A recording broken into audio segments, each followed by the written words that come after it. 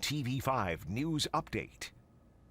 Good evening, everyone. I'm Elise Ramey. Here's a look at the stories we're following tonight. It feels like summer, and with all of this sunshine, you may be hoping to head outside. But after a stretch of warm, dry weather, a reminder to be careful before starting up your grill or lighting that bonfire.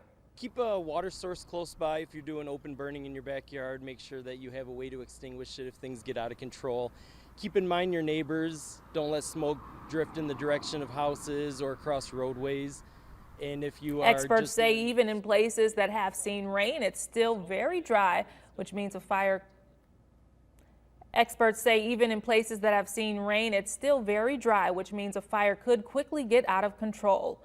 A brother-sister duo charged after a teen was shot at a Saginaw apartment complex. The shooting happened April 25th at Birch Park Apartments on the city's west side. An 18-year-old was shot and initially hospitalized in critical condition. The prosecutor's office charged the brother and sister, DeMontre Hardman and Ronisha Long, with assault with intent to murder, among other charges. The office says the victim did not die, or else the pair would have been charged with murder.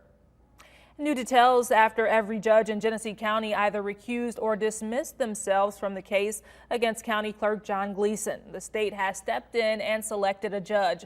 Last month, the Genesee County Clerk was arrested on charges of bribing and intimidating witnesses and willful neglect of duty. The state court administrative office assigned Judge Daniel Bain of the 53rd District Court in Howell to take up Gleason's case.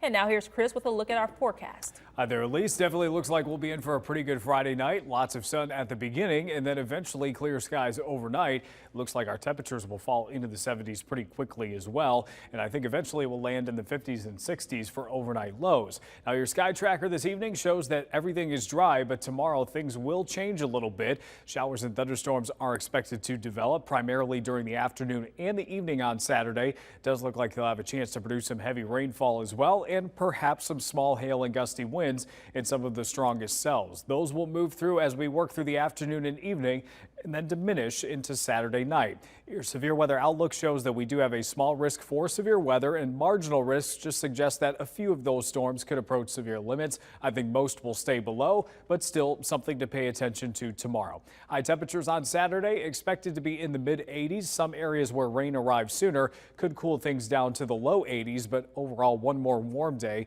before a bigger cool down into next week. Lots of 60s by Tuesday. That will last through Wednesday as well.